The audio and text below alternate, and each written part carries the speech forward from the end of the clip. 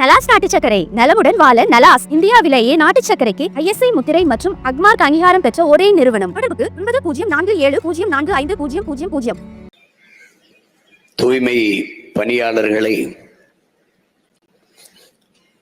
தனியார் மயமாக்குவதை கண்டித்தும் அவர்களுக்கு பணி நிரந்தரமாக்க கோரியும்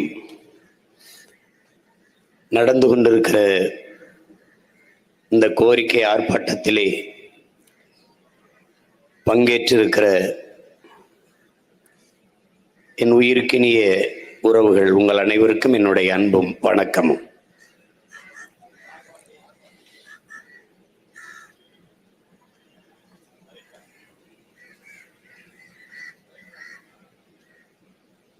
இங்கே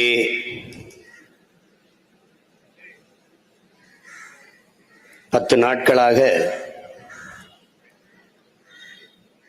மிக நியாயமான கோரிக்கைகளை முன்வைத்து நம்முடைய சொந்தங்கள் வீதியிலே நின்று போராடி கொண்டிருக்கிறார்கள்.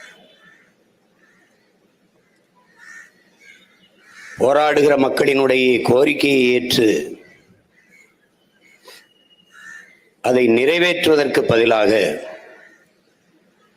போராட்ட களத்திலிருந்து எப்படியாவது அவர்களை வெளியேற்ற வேண்டும் என்பதில் அதிகாரத்தில் இருப்பவர்கள் மிகவும் கவனமாக இருக்கிறார்.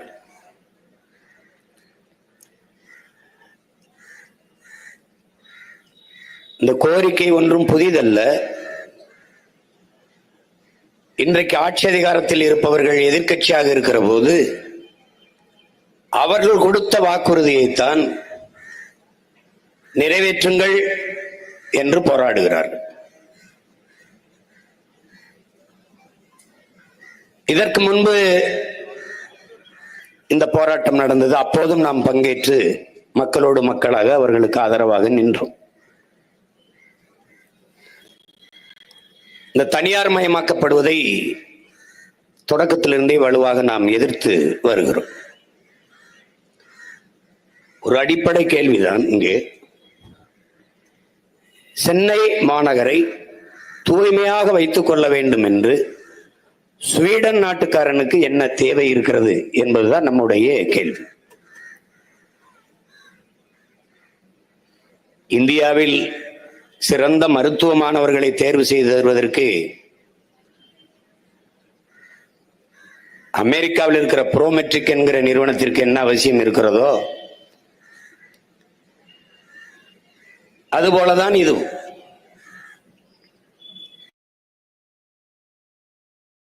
தனியார் முதலாளிகள் அவர்கள் கையிலிருந்து நமது தூய்மை பொறியாளர்களுக்கு பணியாளர்களுக்கு ஊதியம் கொடுக்க போகிறார்களா? அரசு அந்த முதலாளிகளுக்கு கொடுக்கிற காசிலிருந்து எடுத்து சம்பளம் கொடுக்க போகிறார்களா? இதுதான் கேள்வி. எல்லாவற்றையும் தனியாரிடம் கொடுத்து விடுவது, ஒப்பந்த அடிப்படையில் கொடுத்து விடுவது. ஒரு தனியார் முதலாளி தன்னுடைய லாப தேவைக்கு வருவானா, மக்கள் சேவைக்கு வருவானா என்கிற ஒரு அடிப்படை கேள்வி கூட நம்மிடத்தில் எழவில்லை என்றால் எப்படி? எந்த முதலாளி மக்களுக்கான சேவை முதன்மையாக வைத்து வருவான்? எப்படி முதலீடு செய்வான்? அவன் தன்னுடைய லாபத்தை நோக்கித்தான் நகர்வான். அதுதான் அவனுக்கு குறியாக இருக்கும். அப்போது அங்கள் மக்கள் சேவை என்பது கேள்விக்குறியாக மாறும். இது இந்த குப்பை மேலாண்மையில் மட்டுமல்ல, ஒவ்வொரு துறையிலும் அதுதான் நடக்கும்.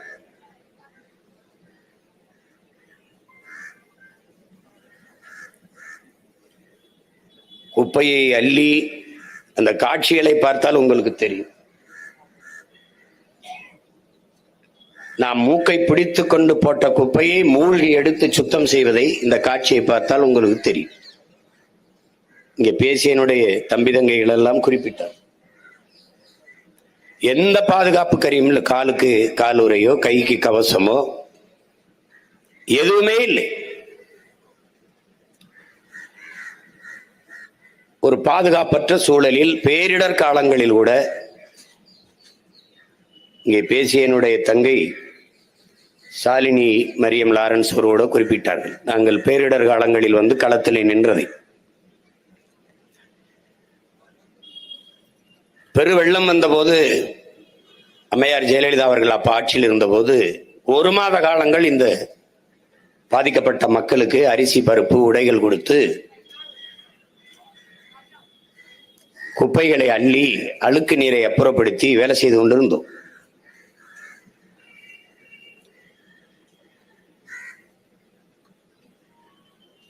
அப்போதிருந்து களத்திலே நின்று பாடுபட்ட பெருமக்கள் நம்முடைய தூய்மை பணியாளர்கள்.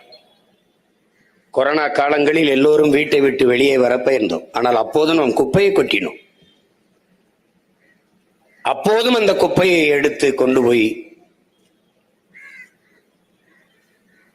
தூய்மைப்படுத்தி நகரத்தை கொடுத்தவர்கள் இந்த பெருமக்கள் தான். எது ஒன்றை பற்றியும் ஒரு அடிப்படை அறிவில்லாதவர்களிடத்தில் ஆட்சி அதிகாரத்தை நாம் கொடுத்து விட்டதால் இயற்கையின் அரும்பெரும் கொடையாக இருந்த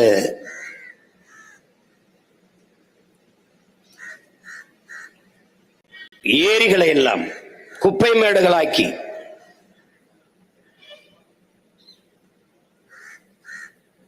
நீங்க போய் பாருங்க, நீங்க தெருவில் பயணித்து போய் பாருங்க, சாலைகளில் போங்க, மலை உயரத்திற்கு பெரும் மலைகள் உயரத்திற்கு இந்த பாலித்தீன் பிளாஸ்டிக் கழிவுகள், திடக்கழிவு மேலாண்மை என்பதே இந்த நாட்டில் சுத்தமாக கிடையாது. நாடே குப்பை மேடாக மாறி நிற்கிறது. கிளீன் இந்தியா என்ற ஒரு திட்டம் பல ஆயிரம் கோடியை அதற்கு அறிவித்தார்கள். ஆனால் கிளீன் இந்தியாவில் தூய்மைப்படுத்தக்கூடிய தொழிலாளர்கள் குப்பையை போல வீதியில் நின்று கிடக்கிறார்கள்.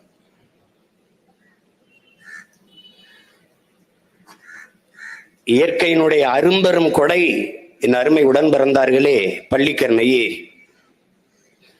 கடலின் நீர்மட்ட அளவிற்கே இருக்கக்கூடிய இயற்கையின் பெருங்கொடை அருமையான ஒரு சதுப்பு நிலை ஏரி. அதை குப்பையை கொட்டி மூடலாம் என்று ஒரு ஆட்சியாளர்களுக்கு தோணுகிறது என்றால் அவர்களுக்கு அறிவு என்ற ஒன்று இருக்குமா என்பதை நீங்கள் யோசித்து பார்க்கணும். எவன் ஆட்சிக்கு வந்தாலும் அந்த ஏரியை மறுபடி சீரமைக்க முடியாது. நாங்கெல்லாம் சென்னைக்கு வந்தபோது அந்த பகுதியில் போகிற போதெல்லாம் வெளிநாடுகளில் இருந்த ஆகச் சிறந்த பார்ப்பதற்கு அரிதனும் அரிதாக இருக்கிற பறவைகள் எல்லாம் வந்து தங்கி அங்கே முட்டையிட்டு குஞ்சு பொரிச்சு பறந்து போகும். அப்படிப்பட்ட ஏரி இன்று குப்பை மேடாக மாறி இருக்கிறது என்றால் காரணம் என்ன? குப்பைகளிடத்திலே நாட்டையும் அதிகாரத்தையும் நாம் கொடுத்ததால் நாடு இன்றைக்கு குப்பையாக இருக்கு. நாம் கூட்டி அள்ள வேண்டியது, நம்முடைய மக்களும் நாமும் சேர்ந்து கூட்டி அள்ள வேண்டியது தெருவில் கிடக்கிற குப்பைகள் அல்ல, அதிகாரத்தில் இருக்கிற இந்த அறிவுகட்ட குப்பைகளை என்ன சொல்லி எவ்வளவு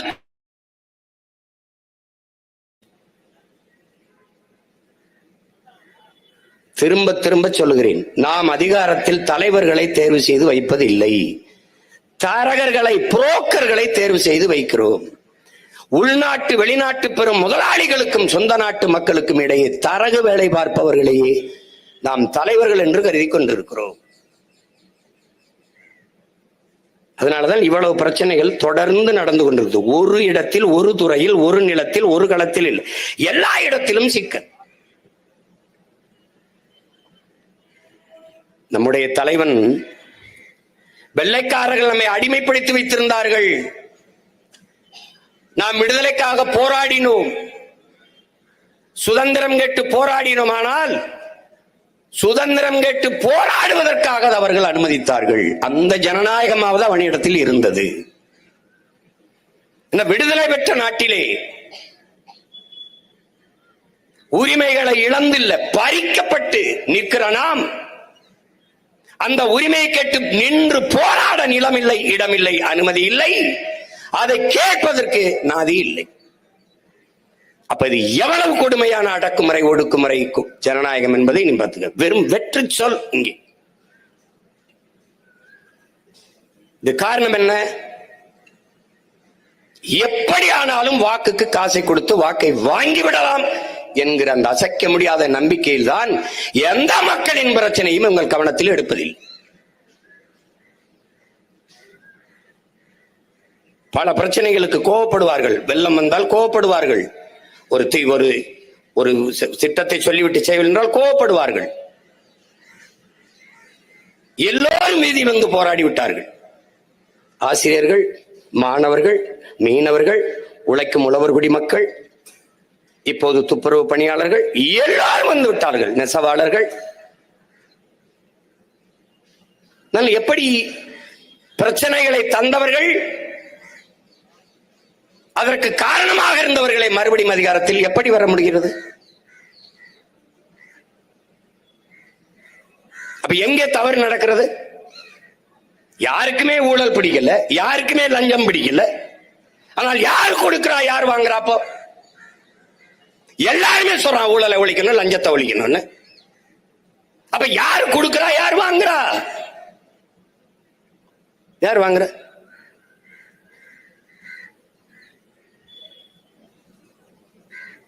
அப்ப எந்த இடத்துல தவறு பிறக்கிறது என்பதை நாம் அறிய தவறுகிறோம். அங்கதான் சிக்கல் இருக்கு.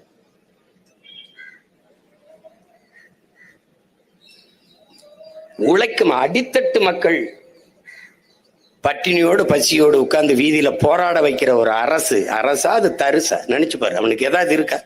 இதான் மக்களின் நலன் பேணுகிற, மக்களின் நலன் காக்கிற நல்லாட்சியா? இதுக்கு பேரா? உட்கார்ந்து போராடுகிறெல்லாம் பெண்கள், அவர்களுக்கு கழிவறை கூட திறந்து விட முடியாது என்றால் இது எவ்வளவு? இது ஒரு மனித மனம் தானா? மனிதர்கள் தான் ஆட்சி செய்கிறார்களா? எப்படி இதை ஏற்கிறது? எப்படி இதை பொறுக்கிறது? இதற்கு பேர் நிர்வாகம், இதை ஒரு ஆட்சி என்று வேற சொல்லிக் கொண்டுகிறார்கள்.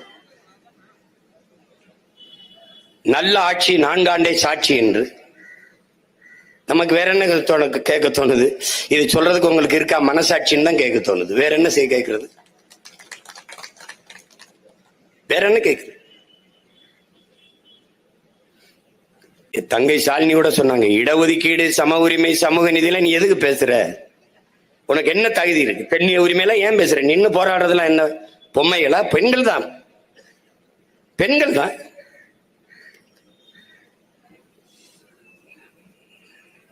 அதில் நிறைய பேர் கணவனை இழந்த கைம்பெண்கள். எத்தனை தாய்மார்கள் கையை பிடித்துக் கொண்டு அழுகும் போது அவர்கள் கண்ணீருக்கும் அவர்கள் அதுக்கு என்ன நம்மள்ட்ட பதில் இருக்கு?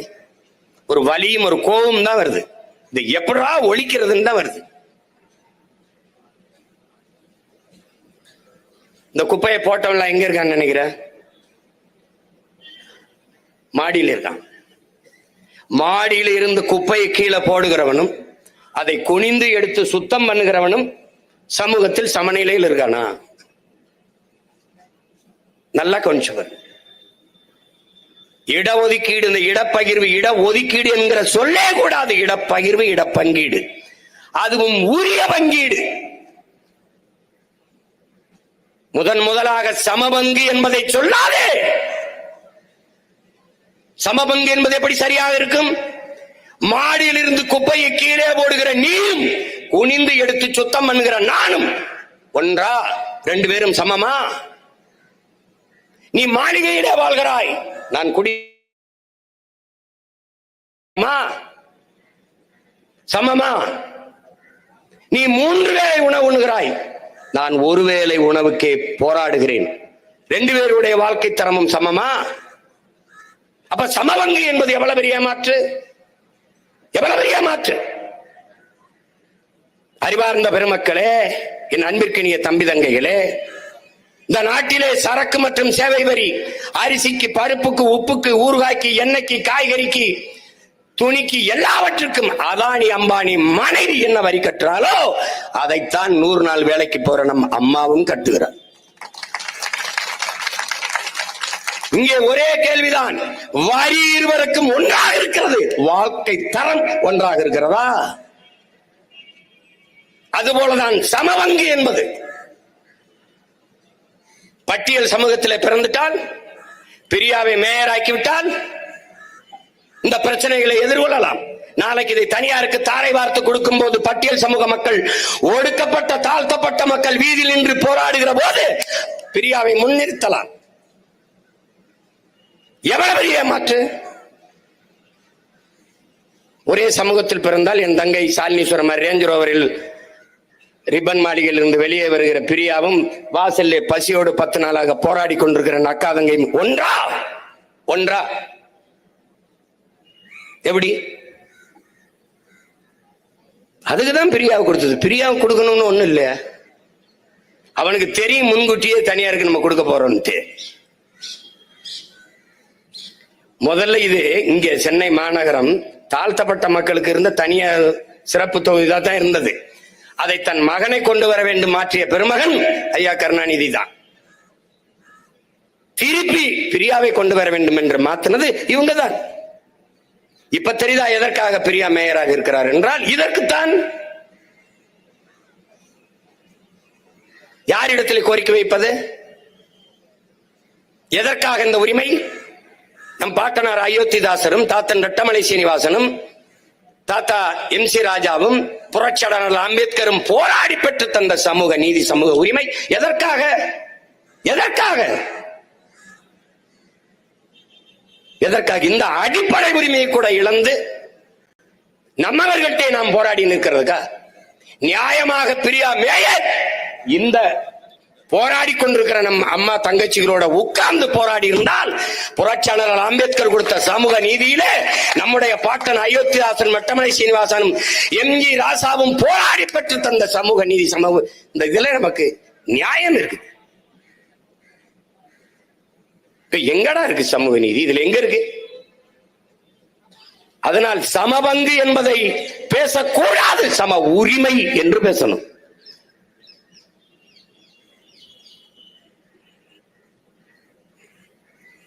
அதுதான் இங்க குப்பை எழுறவனுக்கும் இவங்களுக்கு என்ன சம்பந்தம், உழுது மீன் பிடிக்கிறவனுக்கு இவனுக்கு என்ன சம்பந்தம், நெசவாளனுக்கு இவனுக்கு என்ன சம்பந்தம், இந்த நாட்டாளுற உனக்கு எங்களுக்கு என்னதான் சம்பந்தம் சொல்லு, என்னதான் சம்பந்தம்? என்னது இது? கொடுமையா இருக்கு, கொடுமையா இருக்கு. தங்கச்சி சாலினி சொன்ன மாதிரி நான் தான் அதை பல தடவை பேசினேன். எப்படின்னா, எதிர்கட்சியா இருக்கும்போது மக்கள் மேல ஒரு அவ்வளவு அக்கறையா போராட்டங்களை செய்வார், அதை பண்ணுவார், இதை பண்ணுவார். நான் சொன்னேன், கடைசி வரைக்கும் அவங்கள எதிர்கட்சியா இருக்கிற மாதிரியே பாத்துக்கிறீங்கடா, டே நல்லா போராடுறாங்கடா அப்படின்னு. இந்நேரம் எதிர்கட்சியா இருந்தா என்ன ஆகும்? இதே சேகர் பாபு சம்மனத்தை போட்டுட்டு எந்திரிக்க மாட்டாப்ல. அவருக்கு என்ன தெரியும் பாவம் குப்பையை பத்தி? அவரே ஒரு பெரிய மக்கின குப்பை, அவருக்கு என்ன தெரியும்? அவருக்கு கோயிலுக்கு போனோமா, தேங்காய் எவ்வளவு இருக்கு, ஊதுபத்தி சாம்பிராணி எவ்வளவு போயிருக்கு, உண்டியல் எவ்வளவு காசு வந்திருக்கு, நம்ம சட்டப்பைக்கு எவ்வளவு வந்துச்சு, நம்ம எஜமா வீட்டுக்கு எவ்வளவு போச்சு, வெளிப்படையா ஒரு அறிக்கை கொடுக்க சொல்லு. அறநிலைத்துறையில ஆண்டுக்கு எவ்வளவு வருமானம், எந்தெந்த கோயில்ல எவ்வளவு வருமானம், அது கோயில் நிர்வாகத்துக்கு பராமரிப்புக்கு செலவு கொள்ளு. திருச்செந்தூர் முருகன் கோயில்ல கழிவறை கட்டி கொடுக்க முடியல, சிவநாடார் வந்து கட்டி தர வேண்டியது 250 கோடிக்கு. கட்ட வந்தவர்கிட்ட கமிஷன் கட்டி திருப்பி வரட்டா யோக்கிய பிள்ளைதானடா நீங்க. அவர் கோயிச்சுட்டு போயிட்டாப்ல. அடா, கோயிலுக்கு கக்குசு வழிபட வர மக்களுக்கு கழிவறை கட்டி கொடுக்க வர என்கிட்ட கமிஷன் கேட்குறீங்கன்னு மறுபடியும் கெஞ்சி கெதிரி கூட்டி வந்தாங்க. போனா போதுன்னு கட்டி கொடுத்தாப்ல. கக்குசுல கமிஷன் அடிக்கிற வகைகள்கிட்ட போய் இவங்க கக்குசு கூட மணக்கும்டா, இவங்க அதை விட கேவலமா நாருவாங்கடா இவங்க. நீ இவங்கள போய் பேச்சுக்கிற. நீ தங்கச்சி சொல்லிச்சுல சாலினி, உள்ள விடல, அந்த அறைக்குள்ளே இந்த துப்புரவு பணியாளர்களை விடாதீங்க, போதாதீங்க, அவளே கூட்டி பெருகிட்டோம், அவங்களும் அள்ளிக்கிட்டு, அவங்களே அள்ளிக்கிட்டோம். எப்படி இருக்கு? உள்ள விடாதீங்கன்னா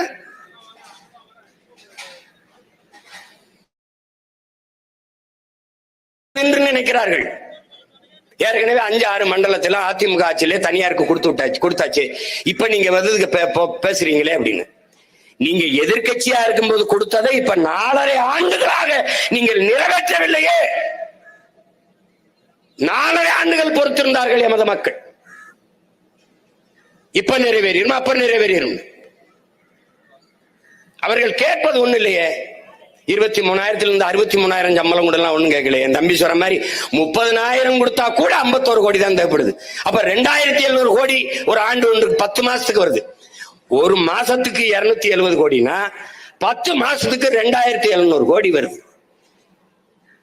இப்ப மாசத்துக்கு 50 கோடி தான் தேவைப்படுது. அப்ப 500 கோடியிலே 30,000 சம்பளத்துக்கு மக்களை நிரந்தர பணியமர்த்த முடியும் என்கிற போது அப்ப 2700 கோடிக்கு ஒப்பந்தம் கொடுக்க வேண்டியது இருக்கு. எதுக்கு? எதற்காக? அதுல 1000 கோடி உனக்கு கமிஷன், அவனுக்கு கமிஷன், அந்த முதலாளிக்கு கமிஷன். இந்த ராம்கிங்கிற நிறுவனம் அவன் இந்த குப்பை அல்றவனுக்கு பிறந்தவனா இல்ல ரொம்ப நாளா எங்க சித்தப்பன் பித்தப்பன் சேர்த்து வச்சு விட்டவங்க பிறந்தவனா? நீ யாரா முதல்ல? நீ யாரு? நீ ஏண்டா குப்பை அல்றதுல கூட வாடா சம்பாதிக்க நினைப்பிய? கக்கூஸ்ல கூட வாடா. ஐயோ ஐயோ, அதான் நான் சொன்னல, இவங்க இது கவர்மெண்ட் கிடையாதுரா, கமிஷன் மண்டி. இவங்க கமிஷன். நீங்க எல்லாம் நினைச்சுக்கிட்டு இருக்கிறீங்க இவர் நம்ம முதலமைச்சர்னு சொல்லாத. அந்த முதலமைச்சருங்கிற பேர் இது அண்ணாதுரைக்கு சொல்லப்பட்டிருக்கு, பெருந்தலைவர் காமராஜருக்கு சொல்லப்பட்டிருக்கு, தாத்தா ஓமந்தூர் ராமசாமிக்கு சொல்லப்பட்டிருக்கு. அவங்க எல்லாம் நேர்மையின் நேர் உருவமா நின்று ஆட்சி செஞ்சிருக்காங்க. அது அந்த மறுபடியும் இந்த முதலமைச்சர்னு சொல்லாத. நீ முதலமைச்சரை தேர்வு செய்யலடா, சாராய ஆலை அதிபரை தேர்வு பண்ணி உட்கார வச்சிருக்க. மீனவன் 14 பேரை கைது பண்ணிட்டா, இடி ரைடு வந்தா ஓடி போற இவர் 40 பாராளுமன்ற உறுப்பினரை வச்சுக்கிட்டு கடிதம் எழுதுறாப்லடா. போஸ்ட் மாஸ்டர் தேர்வு பண்ணி வச்சிருக்காடா நீ. Post master email, internet, Instagram எல்லாம் இருக்கிற காலத்துல கடிதம் எழுதுறாங்களடா. இவங்களை என்னடா பண்ண சொல்றாங்க? இவங்களை வச்சுக்கிட்டு நீ என்னடா பண்ண? கடிதம் அத படிச்சுட்டு உடனே அந்த சுப்பிரமணியன் சிவசங்கர் பறந்து போயிட்டாப்ல இலங்கைக்கு. என்னடா இந்த ஸ்டாலின் கடிதம் எழுதிட்டாப்ல, நீ என்ன இப்படி பண்ணிட்டு இருக்க? ஈடின்னு போடு, ஓடி வாரேன் மோடின்னு போய் கையை பிடிச்சிருவாப்ல, பிடிச்சு அப்படியே கெஞ்சிருவாப்ல. ஒரு பாவமா ஒரு முகம் வச்சிருப்பாங்க. அன்னைக்கு மட்டும் என் தங்கச்சி சாலினி சொல்ற மாதிரி மேக்கப் போட மாட்டாங்க. அது சேட் மூடு வேணும்ல, ஒரு சேட் மூட். அந்த ஆள் கிளீன் இந்தியான்னு போட்டு அவங்க பண்ண நாடகம் தெரியும்ல. அவர் தான் கூட்டி வந்து, வாப்பா கிளீன் இந்தியா பாய்ஸ் இங்க வாங்க, எங்க அம்மா அப்பா எல்லாம் அப்படி உட்கார்ந்து தெருவில் நடக்கிறாங்க, இங்க வாங்க. இந்த பாருங்க வருவாங்க, சாக்கில் கொண்டு வருவாங்க, மூட்டை அவங்களே எடுத்துட்டு வருவாங்க. நீங்க எல்லாம் பாருங்களேன், காட்சியை கொண்டு வருவாங்க. திஸ் பிளேஸ் ஓகே, கேமரா எல்லாரும் ஓகே கொட்டுவாங்க. கொட்டினோடனே எல்லாம் டச் அப் எல்லாம் முடிஞ்சோன்னா அந்த கூட்டுற பெருக்கிறத வச்சுக்கிட்டு okay okay okay okay clean India high. அது படம் காந்தி கண்ணாடி ஒண்ணு போட்டு கீழே 2 ஹிந்தியில் எழுதிடுவாங்க. என்ன கர்மாந்திரம் ஒண்ணும் புரியாது. என்னடா கிளீன் இந்தியா கிளீனா இருக்காடா அண்ணன், இந்த கண்ணாடியை போட்டு பாத்தீங்கன்னா தானே கிளீனா இருக்கா இல்லையான்னு. ஐயோ, இந்த பயல்களை பார்த்தா அவன் உலகத்திலே அதிகமா குப்பை இருக்கிற நாடு இந்தியா. இந்தியாவின் நிலப்பரப்பு எவ்வளவு பெருசு, அந்த அளவிற்கு கடலுக்குள்ள குப்பை கிடக்கு. மீனின் எண்ணிக்கையை விட உள்ள இருக்கிற பாலித்தீன் பிளாஸ்டிக் எண்ணிக்கை அதிகம். செத்து கரைவுங்கிற ஒரு மீனை அறுத்தா வகுத்துக்கலாம் 42 கிலோ பிளாஸ்டிக் பாலித்தீன் இருக்கு. செத்து போற மாடு, செத்து போற யானை எல்லாவற்றையும் வைத்த கீறி பார்த்தா 40-50 கிலோ பிளாஸ்டிக் இருக்கு. எதை பற்றியுமே கவலை கிடையாது இவங்களுக்கு. குப்பை மேலாண்மை என்று தெரியாத குப்பைகள்கிட்ட போய் நீ நாட்டை கொடுத்துட்ட. ஒரு சின்ன நாடு சிங்கப்பூர், தட்டி பாடுறா காணொலியில எப்படி இந்த குப்பையை எப்படி எடுக்கிறான்னு பாடுறா. மக்கும் குப்பை மக்காத குப்பை எப்படி பிரிச்சு எடுக்கிறான்னு பாடுறா. மற்ற நாடுகள்லாம் கொஞ்சம் பாரு, கோடிக்கணக்கான ரூபாய் வருதுடா இந்த குப்பையில இருந்து. லட்சக்கணக்கான கோடியை ஈட்டுறான்டா குப்பையை மறுசுழற்சி பண்ணி. வைத்துக்கிறப்பு இதை வைத்துக் கொண்டு திரும்ப திரும்ப திரும்ப திரும்ப பூமிக்கு எந்த பாதிப்பும் இல்லாத இந்த குப்பையை அப்படியே மறுசுழற்சி பண்ணியிருந்தால் இவ்வளவு பாதிப்பு வந்திருக்காது. ஒரு அடி உயரம் உள்ள தாள் இருக்குல்ல, தாள், செய்தித்தாள். இந்த ஒரு அடி உயரம் உள்ள தாளை நீ அப்படியே மறுசுழற்சிக்கு கடைக்கு கொடுத்துட்டீங்கன்னா 7 அடி நம்மால் வரும். ஒரு அடி உயரம் இவ்வளவு, இதுல இருந்து இவ்வளவு அடுக்கி வச்சிருக்க செய்தித்தாள், தினத்தந்தியோ தினகரனோ ஏதோ ஒன்று, தினமணியோ மாலை மலரோ மாலை முரசோ அல்லது எந்த ஒரு தாள், நீ எழுதுற தாளை இவ்வளவு கொண்டு போய் கொடுத்துட்டு நம்ம மறுசுழற்சிக்கு போயிடுச்சுன்னா 7 அடி உயரமுள்ள ஒரு மரம் பாதுகாக்கப்படுதுன்ட்டு. அப்ப இவ்வளவு குப்பைகளை நீ இதே நகர் ஆர்கே நகரிலே, நகருக்கு பேர் எழில் நகர், 100 ஏக்கரில் குப்பை கிடங்கு இருக்கு. எப்பவுமே புகஞ்சுக்கிட்டே இருக்கும். ஏன்னா பாலித்தீன் கொஞ்சம் வெயில் அடிச்சாலே டக்குன்னு பத்தி எரிஞ்சுக்கிட்டே இருக்கும். அந்த நச்சு புகை காற்றில் கலந்து வரும்போது நம் மக்களுக்கு நுரையீரல் தொற்று, புற்று, கண்ணெரிச்சல், தோல் நோய் எல்லாம் வரும். அது ஏன் வருது, எதுக்கு வருதுன்னு தெரியாது. அப்ப திடக்கழிவு மேலாண்மை என்ற ஒன்றே இந்த நாட்டில் கிடையாது. அதை பத்தி அறிவு இருந்தால் 10 நாளாக மக்களை வீதியில் உட்கார்ந்து போராட நிலைக்கு இந்த அதிகாரம் தள்ளி இருக்கும் நினைக்கிறியா? நீ தள்ளி இருக்கும் நினைக்கிற? எவ்வளவா பணம் இழக்கிறார்கள். இந்த கடற்கரையில் கட்டியிருக்க சமாதிக்கு எவ்வளவு கோடி சொல்லு? குறைஞ்சது 250 கோடி செலவு பண்ணிருப்பாங்கல்ல சமாதிக்கு.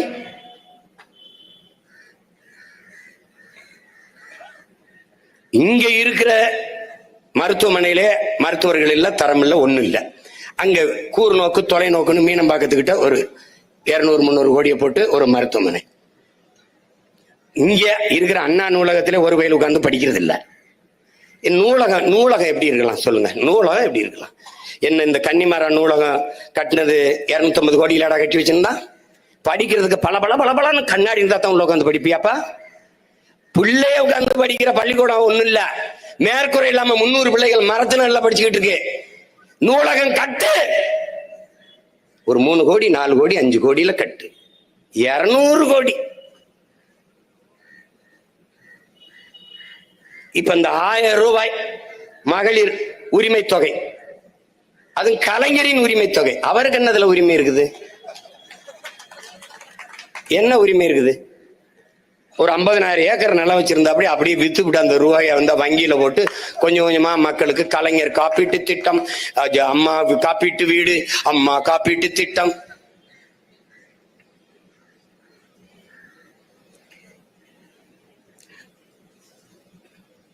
ஒண்ணுதான். ஒரு நாள் இந்த குப்பையை அள்ளிட்டு போறாங்க பாரு, இந்த குப்பையில அவங்க அள்ளி உள்ள போட்டு ஏத்திக்கிட்டு போற ஒரு காலத்தை நம்ம உருவாக்கணும்டா. அப்படியே இப்பதான்டா உண்மையிலேயே நாடு தூய்மையாகுது. போங்கடான்னு அனுப்பணும்.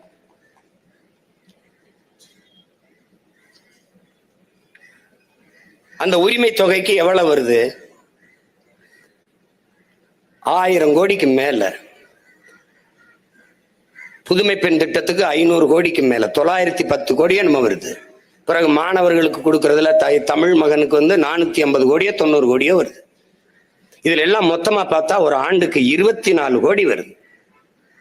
24,000 கோடி வருது. 24,000 கோடினா 12,000 கோடி ஒரு ஆண்டுக்கு வருது. அப்ப 2 ஆண்டுக்கு, இந்த 2 ஆண்டுகள்ல 24,000 கோடியை இந்த அரசு இழக்குது.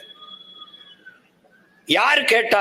எனக்கு படிக்க போகும்போது காசு 1000 ரூபாய் கொடுங்கன்னு எந்த தங்கை கேட்ட? அந்த தங்கைக்கு 3 ஆண்டு கொடுப்ப, 1000 மாசம். படித்து நிறுத்தி விட்டால் 1000 ரூபாய் கொடுப்பியா? கொடுக்க மாட்டேன்.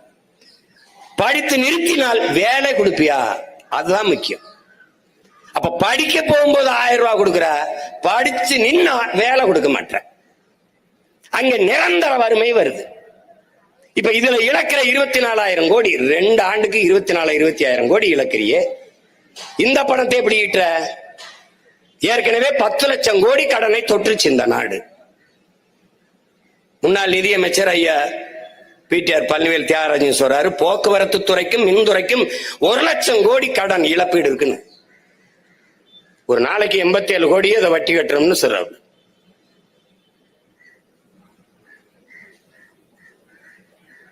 இதுல வந்து கடிகாரம் கொடுக்கறது, அப்புறம் செல்போன் கொடுக்கறது பாக்குறீல. டிஃபன் கேரியர் கொடுக்குறான். டிஃபன் எங்க இருந்து வரும்? மடிக்கணின்னு கொடுக்கறது, மிக்சி கொடுக்கறது, கிரைண்டர் கொடுக்கறது, அதெல்லாம் எதை போட்டு ஆட்டுறது? உங்க தலையை போட்டு ஆட்டுறது, எதை போட்டு ஆட்டுறது? என்ன சர்ரா மிக்சி கிரைண்டர் கொடுக்குறியா? நான் அதை ஈக்கிறதுக்கு கரண்ட் கொடுக்குறியாடான்னா அது இல்லை. கரண்ட் கட்டணம் ஏறிடுச்சு, மின் கட்டணம் ஏறிடுச்சு. ஒரு ஏமாற்று. மக்களின் ஆட்சி என்பது மக்களின் நலன் கருதி, மக்கள் ஒரு பிரச்சனைனா உடனே போய் தீர்க்கணும். இது பிரச்சனைன்னு தெரியாதா? மக்களின் பிரச்சனைன்னு தெரியாதா? வீடு தேடி அரசுன்றது. வீடு தேடி அரசு, ரோடு தேடி மக்கள். ஏன் போராடுறது?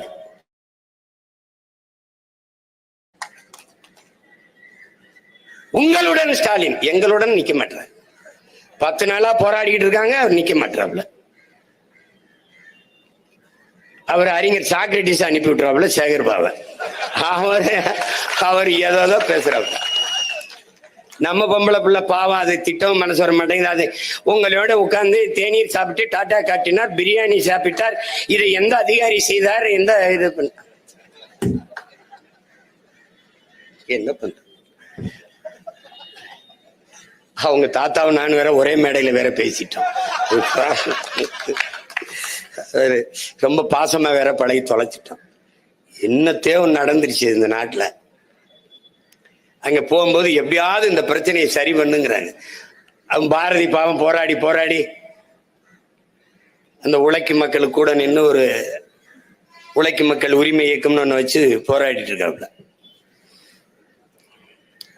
நமக்குன்னு நிக்கிறதுக்கு தலைமை இல்லாம போயிடுச்சு. தங்கச்சி சாலினி சொன்ன மாதிரி தம்பி ஆம்ஸ்ட்ராங் எல்லாம் இருந்திருந்தா அந்த இடத்துல ஸ்ட்ராங்கா நின்றுப்பான். இப்ப நம்ம இத்தனை அன்னைங்க தம்பி எல்லாம் நின்று இருந்தா இப்படி கவனிக்காம இருக்க முடியாது. ஆம்ஸ்ட்ராங் கொலை இவங்களுக்கு தெரியாம நடந்துருச்சாடே? யாராவது சொல்லுங்கடா. இவங்களுக்கு தெரியாம நடந்துருச்சுன்னு சொல்றியா? ஆதி குடிகளில் தலைநகருக்குள் அந்த மக்களுக்கென்று வலிமையான தலைமைகள் உருவாக கூடாதுங்கிறதா அவங்களுடைய நோக்கம். இங்க எங்க நம்ம இது இருக்குது? சேப்பாக்கம் முழுமைக்கும் இருந்தது நம்ம தான். இப்ப இருக்கமா? செம்மஞ்சேரி, கண்ணகி நகர், கல்லுக்குட்டை, பெரும்பாக்கத்தில் இருக்கவங்க யார்? ஆதி குடி. இந்த நிலத்திலே, சென்னையிலே, தமிழகத்தின் தலைநகரில் ஆதி தமிழ் குடிகள் இருக்கக்கூடாது என்பது 2 பெரும் திராவிட கட்சிகளின் திட்டம். அவ்வளவரையும் திட்டமிட்டு வெளியேற்றினான். அன்னைக்கு நம்ம அதிகாரமற்ற நிலைமை, நம்ம மட்டும்தான் நின்னு மக்களோட போராடணும். முடியல. தூக்கி வாழ்விடத்திலிருந்து வேற இடத்துல தூக்கி வீசி விட்டான். ஒண்ணும் பண்ண முடியல.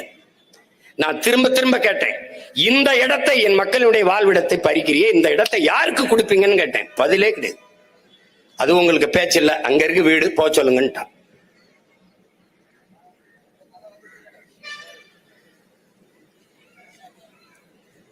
அப்ப இதுக்கு நம்மிடத்திலே அதிகாரம் இல்லாதனால் நம்மகிட்ட இருக்கிற கடைசி வாய்ப்பு என்பது போராடி இழந்துவிட்ட உரிமைகளை பிச்சை கட்டு பெற முடியாது, போராடித்தான் பெற்றாக வேண்டும் என்று அறிவாசான் அல்ல அம்பேத்கர் நமக்கு கற்பித்ததற்கேற்ப நாம் போராடித்தான் இந்த உரிமையை பெற்றாக வேண்டும். இப்ப தனியார் மயப்படுத்திட்டாங்க. படுத்தணும்னு என்ன ஆகும்? அவன் சொல்றதான் சம்பளம். இப்ப 23,000 16,000 குறைக்கிறான். முதல்ல இஷ்டம் இருந்தா வேலை செய்யல, வெளியில போன்னு சொல்லுவான். அடுத்தது நம்ம வழியே இல்லைன்னு வேலை செய்யணும். அவன் உடல்நிலை சரியில்லை, ஒரு பிரசவம், ஒரு முடியல, குடும்பத்துல யாருக்குனாலும் விடுமுறை தரமாட்டான். விடுமுறை எடுத்தால் அந்த சம்பளத்துல குறைப்பான், பிடிப்பான், சம்பளத்துல பிடிப்பான். அப்ப வழி இல்லாம என்ன பண்ணுவான்? மீறி நம்ம இப்படி போராட வரும்போது மொத்த பேரையும் பணி நீக்கம் செய்வான். அதுக்கு வேற ஆட்களை பணி நியமனம் செய்வான். அதுக்குதான் ஒப்பந்த கூலியாவே வைத்துக் கொள்றான். பணி நிரந்தரம் செய்து விட்டால் அவனை வெளியேற்ற முடியாது. அப்ப ஒப்பந்த கூலியா? எல்லாருமே ஒப்பந்த கூலிதான். துப்புரவு பணியாளர்கள் மட்டுமல்ல, போக்குவரத்து தொழிலாளர்கள் இருந்து, ஆசிரியர்கள்ல இருந்து எல்லாருமே ஒப்பந்த கூலிகளாக தான் வைத்திருக்கிறார். நீ கேள்வி கேட்டா அவனை தூக்கிடுவான். இஷ்டம் இருந்தா இல்ல போப்பா. இப்ப என்ன பண்ணுவான்? இந்த மக்களை, ஆதி குடிகள், இந்த மண்ணின் மக்களுக்கு அவர்களை உழைப்பிலிருந்து அப்படி தூரம் முதல்ல நம்மளை உழைப்பிலிருந்து வெளியேற்றினான். நுட்பமா வெளியேற்றினான். அந்த உழைப்பின் தேவை அப்படி இருந்துச்சு. வட இந்தியனை கொண்டாந்து நிறைச்சான். இந்திய திணிச்சேன்னு எதிர்த்த இந்திக்காரனை திணிக்கிறேன்னு திணிச்சான். இப்ப 1.5 கோடி பேர் இருக்கான். இப்ப 6,50,000 பேருக்கு ஓட்டுரிமைன்னு சொல்றான். அப்ப கிட்டத்தட்ட 2 தொகுதி அவன் கைக்கு போகுது. நல்லா கவனிச்சுக்கணும். கொஞ்சம் கொஞ்சமா இந்த நிலத்தின் அதிகாரத்தையும் அரசியலை அவன் கைப்பற்றுவான். இப்ப என்ன பண்ணுவான்? நம்மளுடைய மக்களை வெளியேற்றிட்டு பீகாரி, உத்தரப்பிரதேச, குஜராத்ல இருந்து கூலி கொண்டாந்து இறக்குவான். இதே துப்புரவு பணியில சரியா பாரு, அடுத்த ஆண்டு என் தம்பி துரைசன் பையா இது கியா ஹே என்ன கேட்டான்ல, வேகமா போயிட்டு இருந்த சுங்கத்துல காசை தம்பியை கொடுத்தாங்க. சேஞ்சு நகிகேன்னா நாங்க இந்தி நகிகண்டு போயிட்டே இருந்துட்டோம். கேஸ் நகிகை அந்த லீலா பேலஸா அதுக்கு போனேன் ஒருத்தரை சந்திக்க. முதல்ல போனேன் நம்ம அண்ணா அண்ணா அண்ணா வணக்கம்ண்ணா, வண்டி இப்படி விட்டுருங்கண்ணா, இங்க விட்டுருங்கண்ணா. 2 மாசம் விட்டு போனேன். காடி கராகேன்னா சரி யாரா நீ போன மாசம் நின்று ஆளுங்கடாண்ணா கேகே அப்படின்னா சரிதான். புரியுதா? இதே நம்ம வெண்ணிலா பாட்டு போட்டாங்கல்ல, குப்பை எழுறதுன்னு, இந்த பாட்டு கொஞ்சம் 6 மாசம் கழிச்சு இந்தியில சேன்னு பாடும். நீ மாசமா நீ சிக்கிக்கிட்டு நீ என்ன சொல்றான்னு தெரியாது, எது குப்பைல கூப்பிட்டானா இல்ல என்னன்னு தெரியாம நீ பாட்டு கிடக்க வேண்டியது. அதனால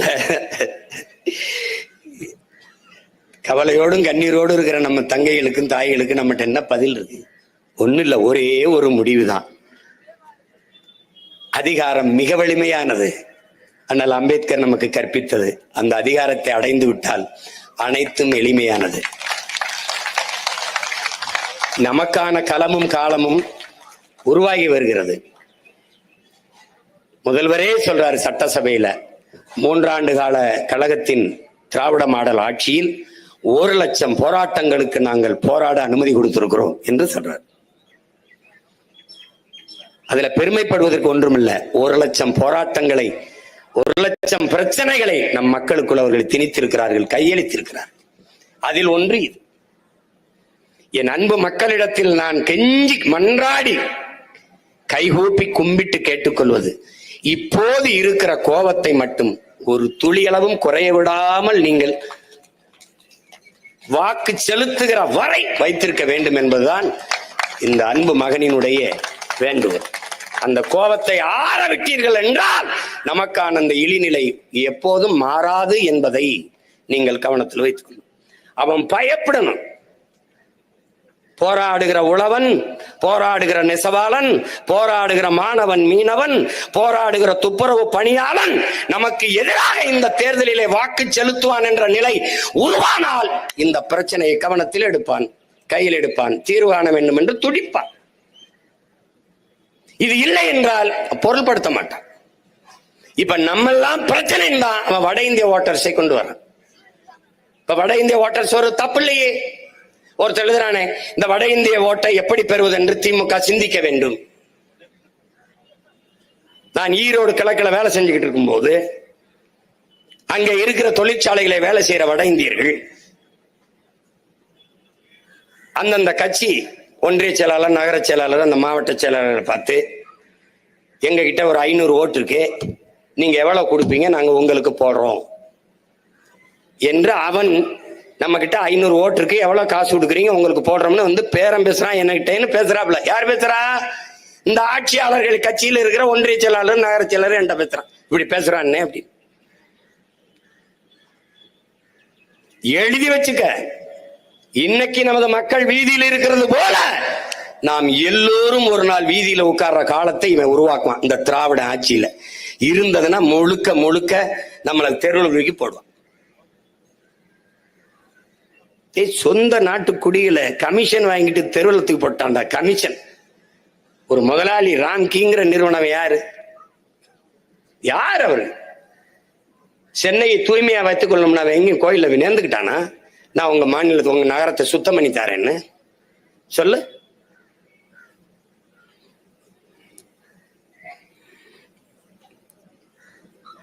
எனவே நம்மளால் முடிந்தது பசியோடு உறக்கத்தை தொலைத்து வீதியிலே இருக்கிற நம் மக்களுக்கு உணர்வோடு அவர்களுக்கு அருகிலே அமர்ந்து அவர்களுக்கு உறுதுணையாக நிற்பதை மட்டும்தான் இப்போது செய்ய முடியும். அதை நாம் செய்து கொண்டிருக்கிறோம். நியாயமான கோரிக்கையை வைத்து தனியார் மயமாக்குவதை நிறுத்த வேண்டும். எல்லாவற்றையும் தனியார் மயமாக்குவது என்பதை ஏற்க முடியாது. பன்னெடுங்காலமாக ஏறக்குறைய 1/4 நூற்றாண்டுக்கு மேலாக பணி செய்து வந்த நம் தூய்மை பணியாளர்களை தனியாருக்கு தாரை வார்த்து கொடுத்து அவர்களை ஒப்பந்த கூலிகளாக்கி வெளியேற்றி விடுவார். தனியாருக்கு கொடுத்த ஒப்பந்தத்தை ரத்து செய்ய முடியாதா? இதில் கொள்கை முடிவு என்று அரசு சொல்வது எவ்வளவு பெரிய ஏமாற்று. கொள்கை முடிவா கொள்ளை முடிவா? இது எப்படி இது? மக்களை குடிக்க வைப்பதில் டாஸ்மார்க்கில் அரசு கொள்கை முடிவு எடுக்குது, கடையும் மூட முடியாது என்று. மக்களின் வாழ்க்கையை பறிக்கிற, வாழ்வாதாரத்தை பறிக்கிற, பாதிக்கிற ஒன்றை அரசு கொள்கை முடிவுன்னு சொல்லுது. எப்படி?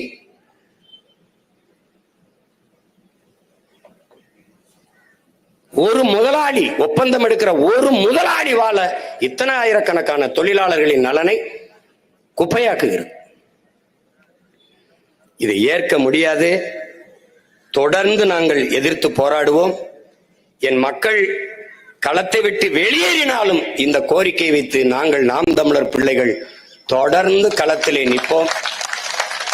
நீங்கள் இந்த தனியார் ஒப்பந்தத்தை ரத்து செய்த மக்களுக்கு பணி நிரந்தரம் கொடுத்து செய்யவில்லை என்றால் ஒரு நாள் அரசு மலரும். 2026 படைப்போம் புதிய அரசியல் வரலாறு என்ற முழக்கத்தை முன்வைத்து களத்திலே நிற்கிற பிள்ளைகள் உறுதியாக நாங்கள் வென்று முடிப்போம். அன்றைய மக்களின் துயர் துடைப்போம், கண்ணீர் துடைப்போம். இந்த உறுதியை பசியோடு போராடி கொண்டிருக்கிற எனது அன்பு சொந்தங்களுக்கு இந்த மகன் கொடுக்கிறேன். அரசு இந்த கோரிக்கையை ஏற்கவில்லை என்றால் மீண்டும் மீண்டும் களத்திற்கு வந்து என் மக்களோடு நின்று கோரிக்கை நிறைவேறும் வரை போராடுவோம் என்கிற உறுதியை அளிக்கிறேன். நன்றி, வணக்கம். நாம் தமிழர்.